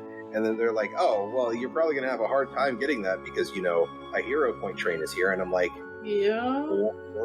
or y'all could help with Garrett and then go back to your metas and then your hero points and then get both. Yep, that was another issue I had with like when we do stuff. I would have to. I'd be like, Mom, I have to pull up my tag, just get on, because like if not, we weren't like there was no help unless you ended the hero point. Yep. And Deo, I will agree with you that I didn't think Guild Wars 2 needed mounts, though I do think they made the best mounts that could have ever been made in an MMO. Oh yeah, the way the mounts unique- work in this game is unique as hell. Like 10 out of 10, love it. Yeah, because other games you don't have like a mount that you know can spin into a ball, one that teleports, one. You know what I mean? It's just I think it worked perfect. I move faster. Yeah. But I don't know. Like End of Dragons is definitely it's Heart of Thorns, End of Dragons, and Path of Fire. End of Dragons, I feel like it's difficult for me to truly rank because it's not what I would consider done yet. Because when I look at every expansion, I count all of the content that released with that expansion up to the next expansion's release. Right. So Heart of Thorns was Heart of Thorns in Season 3. Path of Fire was Path of Fire story in Season 4. Icebrood Saga, I consider Icebrood Saga an expansion, and I would even rank that above Path of Fire. Yeah. Despite people complaining, oh, it's not a real expansion, and it's just like, we only have half of Viora Marches, and you're complaining about us not having an expansion level content. They haven't told the story yet. Relax. I don't know. Like, I don't know how to tell because no one in the history of being told to calm down has calmed down. I don't know how to tell sweaty people on the internet how to calm down. You really can't. It's just some people, there's certain type of consumers out there who literally consume content really fast and want to go on to the next and expect it to be served and ready, and it's like that's not how it is anymore. It's like we just talked about earlier where like the devs, they're trying to make it a more healthy work environment. They're not trying to go sit in their car and go cry at the end of the day from, you know, overburdening themselves with all these things. So it's a change that I think a lot of people are gonna have to like either sort out. Like you either kind of have to accept this change, or you're just gonna have to move on to a different game or something that makes you more happier, because yeah, this is how things are going to be for a while. And they've stated it a couple of times. There's certain things they should state bluntly that we talk about, like raids and stuff like that. But other than that, it's like I'm on the same page of just like Heart of Thorns was the best in my opinion. I'm just like, it was new, maybe because like Mom just said too, it was all of us going through this new expansion. It wasn't just like old New or skills, and you know, and the everything raids and all that stuff, everything that was put in there, amazing. And then POF, it was all right because of Joko to a point, but like you said, the big map, the waste of spaces and stuff, because I'm not constantly on my mount. I don't care to get on my mount, and then just like, there's not really a reason to be there unless I'm doing for achievements or metas, whatever collections. Cool. I don't really go there, so it's like, I will say Iceberg Saga, even though they count that as now like its own little thing finally, I actually enjoyed that one. I'm gonna commit blasphemy. You don't want to count it as an expansion? No, I'm gonna commit blasphemy and say Joko was just annoying, and I thought that was a low point in Path of I Fire. get. At least you didn't say Scarlet. Yeah. Okay, I love Scarlet, and everybody's like, she was annoying. No. The reason why I like Joko was just because I was just sick of just like the whole white man. Like I was sick of that section, so it was just like nice to see some stupid humor, I guess, of just some dude that just thinks he's the greatest fucking That's thing fair. on earth. That's That, fine. I guess, like, you know, point of view, it was just like a different type of, it wasn't like, I just want to be a villain because I want all the power in the world or something. It was just like, this dude's a fucking clown. He thinks he's got like this inflated ego that he's so great, but you know he's not. And like even his own followers, the people, so many layers. So I guess I just see in a different point. And when Aurene ate him, I was like, yeah, awesome, amazing. And I'm like you, like, is he gonna come out of her body anytime soon? Like, is she gonna poop him out? Like, I don't know. But as for EOD so far is great. The only part I don't like is literally just this last bit. It just felt like it went from just like awesome, we see like Swan and all that good stuff, you know, Aurene, the dragon situation, and then it just kind of like, ooh. I'm like, okay, so what's happening? Like, who's coming? Like, and what are the challenges ahead of us? Like, that's where I stick on like expansions. And then, Mom, do you have a favorite expansion, at least expansion, before we end the stream soon? Not just, I think EOD. I like the extra stories that you can pick up more than on the. So EOD is your favorite, your first? Mm-hmm. Wow. Hated Heart of Thorns, but it was like these guys said, it was more challenging. That's probably why I hated it, because we didn't have mounts when. Yeah, I know some people also just didn't like the different layers of the map. Right, and having to use the mushrooms and all the other stuff, and getting used to that. And what was that one map where you had to use the thing to climb up the walls? Like the slingshot thing? Yeah, and it's just Draconis Mons. Yeah, it's my dexterity is not that good, so it was kind of pinging. But now I got mounts; it's not so hard. I just fly up there. She asked Kid, before I got the sky scale, I was really good on my grip. I can get up. She get on your bunny. I don't need my damn bunny, and I can do my griffin. And she's like, no, you can't. rock. But that's an example, like from I was saying, like the mounts in this game are pretty amazing. Like the abilities that they can do more than what they are. Like if people play with those mounts as much as they do, you can learn that you can do a lot more with them. Like I didn't think you could. That's why I was like, no, you need your bunny. Because at the time, I didn't have a griffin. So I was just like, simple. Oh, you had the griffin, you just didn't think I didn't have the griffin until towards the end, and that's when I realized that you could do that. Yeah, and then same thing with the sky scale. I still need to finish off my last little bit, but I'm probably not going to even rock the sky scale because I'm just like, I want to be on the ground. Yeah. So, no, about it. I don't know if we have anything else to say. If there's anything else you guys wanted to say before we sign off on everything. Much. I think the stuff they have coming here is pretty good. The visual effect filtering, new fractal. A lot of people are excited for that. Yeah, from what I've seen, it's like, yeah, we're getting a new fractal. We're getting, I think it's not only a new fractal, but a new... couple of new zones, too. Yeah, I was trying... Yeah. Now, but do you guys agree with me on revisiting the older zones?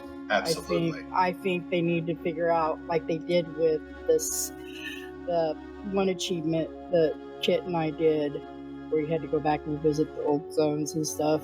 I enjoyed that, and people, it's bringing people back into those older zones. I am curious because it says Bash Dragons is next, whatever, for their spring 2023, and then after that it says skills and balancing updates, visual effects filtering features, and World v World reward updates. So maybe some World v World changes and stuff will be coming. Maybe a journey, maybe some system, maybe something to bring people to play World v World again for a little while. I am curious about that when that happens, but yeah, I'm at a point where it's like I kind of play Final Fantasy now a lot more than Guild Wars. Like I play Guild Wars when I need to play or when I help out with the guild I'm in. Other than that, it's like right now I'm just like, I'm putting a little pause on playing it as much because it's like, I'm just in a weird state with it. It's like, it's not the game itself, but it's more so the story part is kind of like dwindling to me, that it's not interesting to hook me enough. Like World v World, fine. The outside world PvE, fine. It's just like the story itself to kind of be like, hi, why do I play this game for? Is it, you know what I mean? Like that's the part that's kind of like lacking for me at the moment. But while Final Fantasy, on the other hand, it's newer stuff. Like it's, and I'm past you guys because I play a lot of Final Fantasy, so I'm past Shadowbringing and all this stuff. So I'm like in the newest stuff, and I'm just like working towards trying out Savages, which is like a harder version of raids or whatever. And so it's like, I think. Doing that. To go off your point, like I'm playing, like I mean, we're all playing Final Fantasy alongside Guild Wars 2, and I think part of the reason why I'm having so much fun with it is because I'm playing through with my wife. We're going through the story, we talk about the story, we go back and forth with it. But we have all this content to go through. Exactly. For all of us who've been playing Guild Wars 2 since the beginning and have kept up to date with it, now we're at a point where there's like not a lot of content. It's just we have to pick what we need to do, and like I said at the start of the show, I finished the Bifrost, and now I have to like overcome the executive dysfunction of and pick like what is my next goal that I would like to finish for this game. Yep. Syllabus. Just to let you know, to save you any pose. The bargainer statues that you have to find are under the Springs of Power in the depths. And that's another thing. It is also summertime, so usually summertime in general for me, it just feels like Guild Wars is kind of slower than, like when it hits summertime to me. Like even we always have it just feels like kind of slow. So I'm not upset or angry that there's not enough content. Like I don't care about that. I'm just kind of like. I don't really want to work on anything right now, and like, yeah, we have the collection that we're doing, the legendary, like you guys are talking about. It's just like, it's not super prioritized where it's like, I have to be there every freaking day doing this. Like, luckily the game is nice enough that I can be casual enough with it in the meantime until I find something that wants me to, continually be in this game, I guess. Yeah. Yeah, I think Guild Wars 2 has a hard time with that, but it is designed for a casual play for sure. And I think for kids in particular, I think you might not like the stories just because like for 10 years we've been fighting dragons, right? And it's the whole cycle is over, so we're in the middle of trying it's to... Just like I wanted the dragons dead. Yeah, I want the dragons. Exactly. I'm sick of dragons as well. Like that was another, but I'm like, it's like we're done with the dragons. done kind of obviously with White Mental and stuff, because they were kind of in and out, the Bandits, Scarlet. I want to just know who it is. Like, who else is this lingering apart, just being a villain? I'm always curious of the villain, I guess. Like, The void why, is what, sentient, who? so Exactly. Well, So, my thing is, like yeah. I was on her, I want the gods should come back and check on us. They're like, yeah, but I think they don't want that because you have other races here who don't believe in the same specs that we do, and then that's playing with, like, and then you have, I mean, they kind of, I'm gonna be honest, they did kind of flop on this whole Norn and Char situation story, because it was like the Norn didn't really get much detail on, like, why they do what they do, just like kind of like snippets, and then it still didn't make any sense, and then like same with the Char, so like it'd be rough to kind of play with any like religion type thing when you have different races who believe in different things. well, I suppose that's the thing, is that it's been proven now that the gods aren't untouchable. They're simply entities that have Mm-hmm. enough power that they can do godlike things.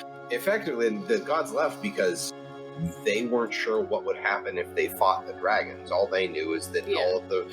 all of the mortal races of Tyria would die in the conflict. right, and we're not dead, and we beat the dragons. That's what I'm saying. It should open for them to come back Also, and start crap with us. I kind of feel like Balthazar should they should probably kind of have an idea that Balthazar got killed, Yeah. just a little bit. Yeah. But yeah, I don't. I'm gonna be here. I'll play until the game Yeah. shuts down. I'm not the- canceling it out. I don't think any of us are. I just The one thing that I think might be able to alleviate some of the problems people have with downtime is I feel like they definitely need to get a better LFG tool. Yes. Like Yeah. something that you can actually queue into, like the roulette system, like the duty system in Final Fantasy, like LFG Yep. in World of Warcraft. Even if it's for like the first 2 tiers of fractals, because I understand once you get into tier 3, you kind of need to start pushing, like AR. you and stuff, need to yeah. you need to make sure you have your comp a little more stacked in certain ways. I think But- they need to have a more extensive event timer on events. Was like In the game. or yeah, because I'm trying to go to do a certain event or at the where was it that at Balthazar's temple, and I can never God. catch it. You know what I mean? Mm-hmm.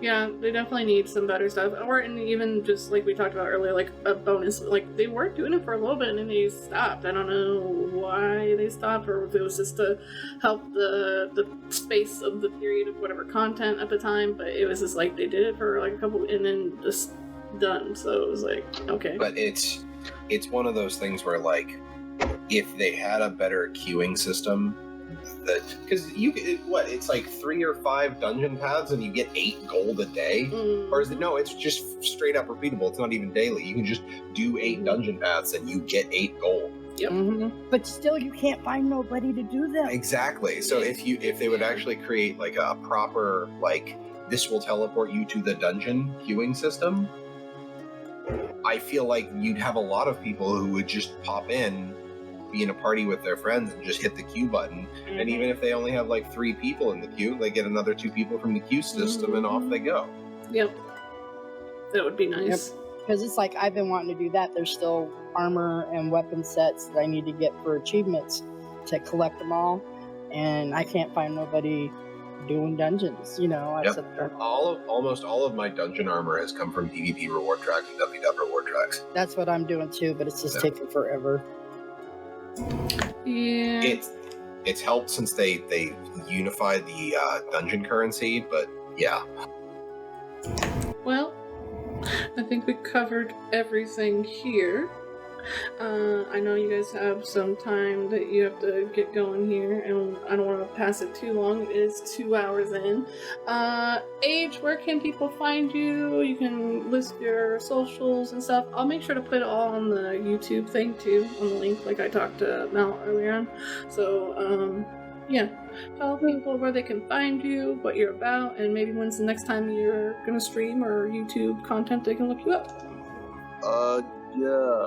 My content's on Twitch, Twitter, and YouTube at AgeNightroad. Not doing much right now, but I usually did mostly guides around Thief. Some of them hold up, some of them are a little outdated, but and I don't necessarily stream just Guild Wars 2, I stream other things as well. He's a fair hand at Apex. I was gonna say Apex, but I didn't know if you wanted to say it. Yeah, I got really good all of a sudden. I don't know if this season is weird. This season's weird, but anyway, yeah, I play like Apex, Final Fantasy. I got into Yu-Gi-Oh! Master Duel, which is just a mistake a little bit, but you know. But yeah, it's been It's like with me in Pokemon Go. I wish I never would have got it. Yeah, but it's a good time. I'm still on hiatus for content creation, just taking a break. But yeah, when I feel like starting again, I'll definitely say on Twitter. So Right. that's about it. All right, and then Mal. You can find my personal Twitter at MalthanusMMO. Twitter for MAADRealms is at MAADRealms, and then at Talking Skritt is still active. And that Talking Skritt will just be Guild Wars 2 stuff. MAADRealms is when I'm doing a whole bunch of stuff. Tomorrow night I don't have Arlie. She's on a work trip this weekend, so I'm probably just going to be streaming some gameplay. And everybody's playing Diablo 4, so I'm going to play Lost Epoch. I might come and watch. It's fantastic. I absolutely love the game. I just don't have enough time to play it. But I'm gonna actually. I think I started a druid last time, but Deo knows I was drinking at the time, and I don't remember how far I got in with it. Oh, no. Don't drink and play. That's what makes it fun. But it's good. I rather enjoy Last Epoch. It's a fantastic game made by people who, I believe it was just out of spite that they didn't like Diablo 3 and they threw together a company via Reddit, and now they have a fantastic game. So anyway, but yeah, at MalthanusMMO, Talking Skritt, MAADRealms. I guaranteed stream Sundays and Tuesdays. Usually start 8 p.m. Eastern time. Trying to do other stuff on other nights. I usually stream Final Fantasy with my wife when we're doing stuff. So Yeah. you all have a fantastic evening, and I'll catch you next time. God damn, I'm doing a normal outro. It's nice to meet you, Mel. Thank you guys And for nice to coming. meet you, Yeah. Abe. Hopefully we can get Yeah. better set like down. Maybe I was thinking like July or August. We can try and get better set up where we can get the whole crew and like. Maybe we'll know who's and stuff. laughing by then. Yes, maybe we'll know and we'll have a better, fun like situation of everything. But yeah, Mom, where can they find you real quick, and then we'll go. Just SereneTempest.9029 in game.